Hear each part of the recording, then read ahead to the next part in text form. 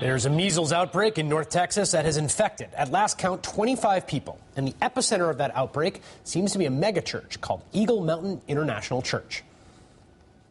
It was a diagnosis so uncommon in the United States, Dr. Karen Smith had to consult a textbook. We were aware of it for 2 weeks and doing everything we could behind the scenes, unofficially, to contain it. Before the release of the measles vaccine in 1963, hundreds of thousands of people here in the U.S. contracted the virus, which can cause a rash all over, pneumonia, and in some cases even death. But due in large part to high vaccination rates, measles, until recently, had been eliminated here in this country, more or less, meaning there was no longer any year-round endemic transmission of the virus. But over the last 10 years or so, amongst both certain religious groups and secular skeptics, based on disproven and dubious science, many parents have either stopped or delayed vaccinating their kids. According to National Geographic, parents who delayed or refused vaccinations rose from 22% in 2003 to nearly 40% in 2008. This not only imperils the lives of those kids, but imperils anyone, such as newborns, who are not fully vaccinated. In the case of Texas, someone not fully vaccinated against measles traveled overseas, then brought the virus back with him. And the reason for the outbreak is that Eagle Mountain International Church is a community that advocates faith healing over vaccinations. The church is part of the ministries of televangelist Kenneth Copeland and is led by his daughter Terry Copeland Pearsons.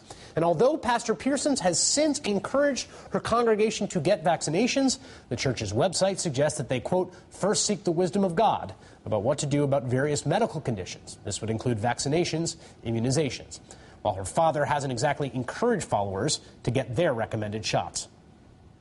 All of these shots and all this stuff that they wanted to put in his body and him this big, just, you know, and newborn, just a newborn. And I got to looking into that, and some of it is criminal. You're not putting hepatitis, what is it, hepatitis B, in an infant? That's crazy, man. That is a shot for sexually transmitted disease. What? In a baby? As parents, we need to be a whole lot more serious about this in being aware of what is good and what isn't. And you don't take the word of the guy that's trying to give the shot about what's good and what isn't. It's pretty clear vaccines are one of the greatest success stories of modern medicine, one that remarkably finds itself under threat in the 21st century from denialists across the political spectrum. Joining me now is Arthur Kaplan, professor of bioethics and director of the Division of Medical Ethics at New York University Langone Medical Center. And I suppose I should start, in case we have introduced any doubt in the minds of anyone watching this segment, about the current state of science on this matter. So can you get us started there? Is there any reasonable reason to not get your kid vaccinated?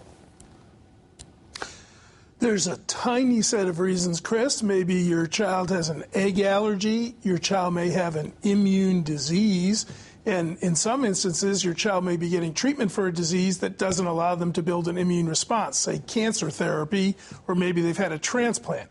Outside of that, the argument for vaccination is overwhelmingly positive. So we've seen now in this case a faith community which has folks that are not getting vaccinated.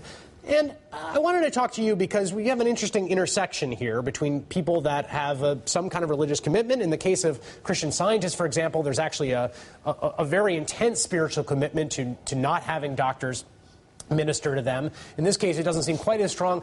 How should we as a society react to a story like this when we see people whose faith commitments are possibly endangering infants and newborns all over the place?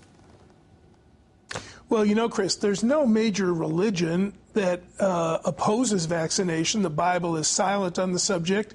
In fact, vaccination, or its early forerunner, inoculation, didn't really start to the end of the 19th century. So there isn't much said in any of the Holy Scriptures, Koran, any place else that's anti-vaccination. That's sort of a modern development in and of itself. But when you see outbreaks like this, I think what we have to realize is it's very important to protect your child. They can't protect themselves. But vaccination is also about protecting your neighbor. When you did that report about the fellow who went overseas got exposed to measles. He hadn't been vaccinated. He came back and gave it to a bunch more people who hadn't been vaccinated. Vaccination is about the community. It's about taking care of one another. It's about a religious outlook that the community counts, and we're going to protect the weak and the vulnerable. When I hear people not vaccinating, I think of it as selfish. We also saw another case of measles in Brooklyn's Orthodox Jewish community, just so that we're sort of equal opportunity here. New York City health authorities saw a sudden rise in measles cases in several densely populated Orthodox Jewish communities. The department traced the outbreak to a person who it concluded brought the virus from a trip to London. The outbreak started in a small group of families with members who refused vaccines. I want you to just make this point again, because I think it's an important one, right? I think it's easy for people to make a calculation, well, what happens if my one kid doesn't get vaccinated? Everyone else is vaccinated. But there's this concept of herd immunity, right? That you actually need a critical mass of people so you snuff out these very insidious sicknesses. Well, there's two ways that vaccines protect us. One is they give each one of us some protection, although no vaccine is 100%. But if I get vaccinated and you get vaccinated, it's hard for the virus to find any place to get a toehold or a foothold. That's herd immunity. If we can get vaccination rates above 94, 95, 98% for the flu or for measles or mumps or whooping cough, we can really get much better protection. So again, I come back to this point. I think people are thinking, well, I don't have to get vaccinated, everybody else is. Well, everybody else may not, and where we're seeing the outbreaks is when we get pockets of people deciding not to do it. Overall, the public does support vaccination, but we do see these sort of small pockets around the country where they're not vaccinating and the diseases are erupting. Those pockets may be relatively isolated, but we've got some incredible data about the trends here. We have seen something in the last 15 years in which pop culture in America has been infected by the disease of denialism when it comes to vaccinations. We have someone who literally wrote the book on this topic right after this break.